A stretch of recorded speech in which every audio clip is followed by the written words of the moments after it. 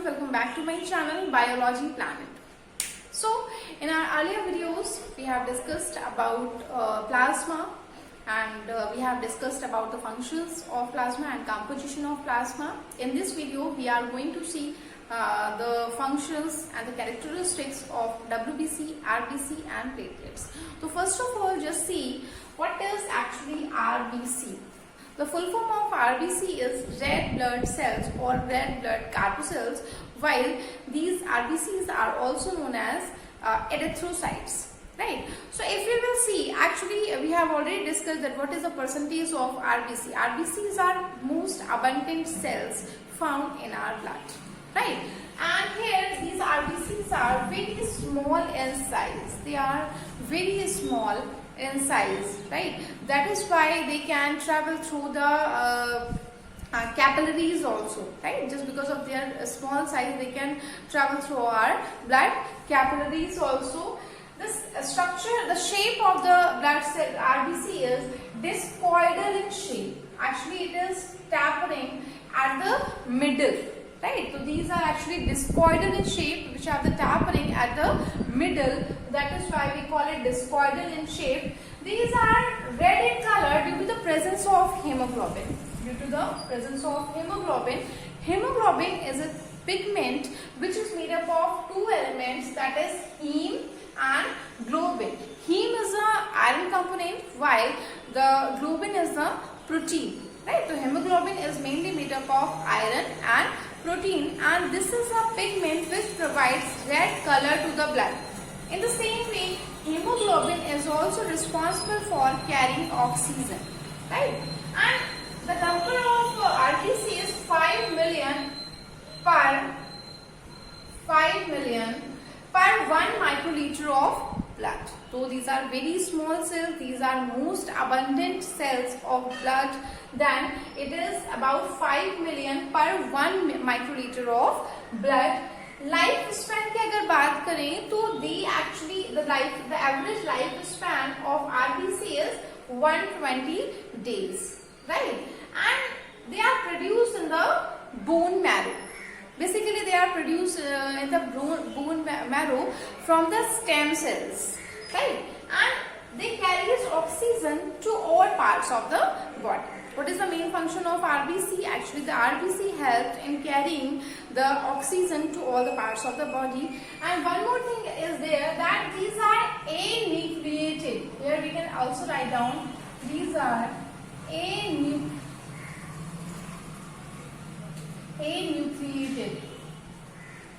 cells. Anucleated means nucleus is absent in human RBC or mammalian RBC. So these are certain characteristic features of RBC.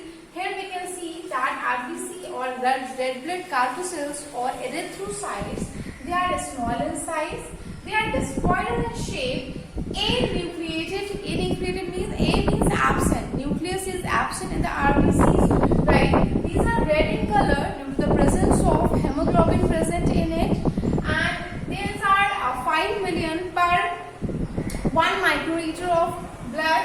Life span of RBC is 120 days only, right? They are produced in bone marrow from the stem cells, and they carry oxygen to all parts of the body. So these are the certain features of RBCs. Though many more are there, so these are rest of the things you will study in higher classes. Now see the next blood cell which is present in blood, that is WBC. So now we will see, we will just discuss the WBC. WBC is also known as white blood cells or white blood corpuscles. The another name of WBC is leukocytes. Leukocytes, WBCs are also known as leukocytes. These are white blood cells. These are less abundant than RBC. As we have seen that RBCs are 5 million per 1 microliter of blood, while the WBCs are 4,000 to 11,000 per 1 microliter of blood. Right? These are colorless cells as there is no pigment is present. as there is no pigment is present in WBC, that is why these are colorless cells. They varies in shape.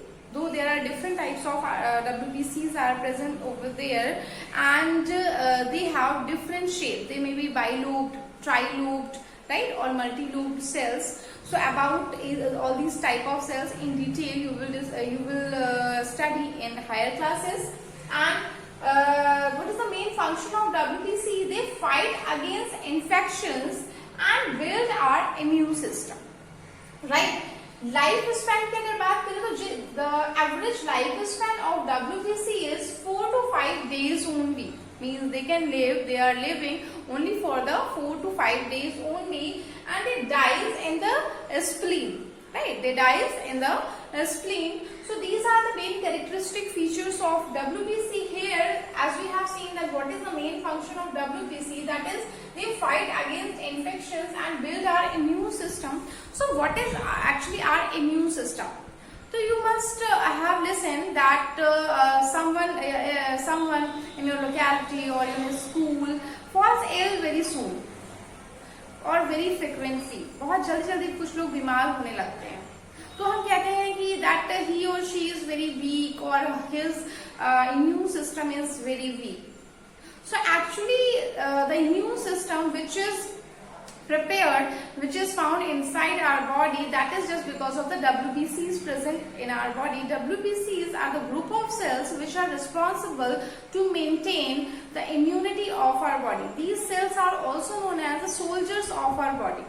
Means whenever any infectious agent or any pathogen comes in contact with our body, these WBCs get themselves prepared to fight against the germs or the pathogens. Right. So in short, we can also say that WBCs are just like the soldiers of our body, right? And they are mainly responsible for maintaining our immune system, and they keep us safe from harmful microorganisms and infections, right? The next thing that we are going to see, that is blood platelets.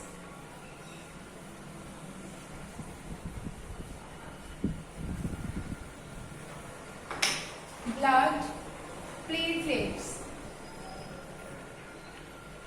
Blood platelets actually these are more abundant than WBCs. These are actually 2 lakhs to 5 lakhs per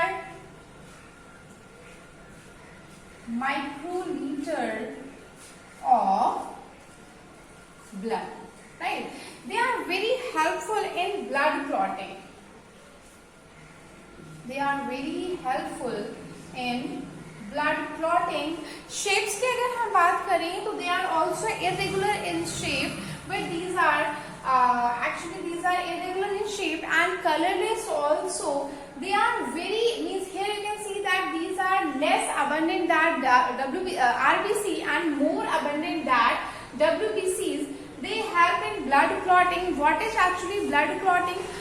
You must have seen if there is any injury in our body or if there is any cut, so it starts bleeding, right? And we cannot stop that bleeding anyhow. But after some time, what do we see that there is by the formation of a cap, by the formation of a blood cap, the bleeding stops, right? So this bleeding stops just because of the platelets present in the blood cell.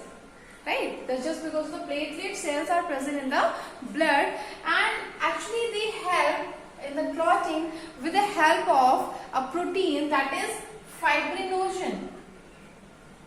Fibrinogen protein, which is present in our blood plasma, and these platelets are consist of a type of cells which are known as fibrin. Right?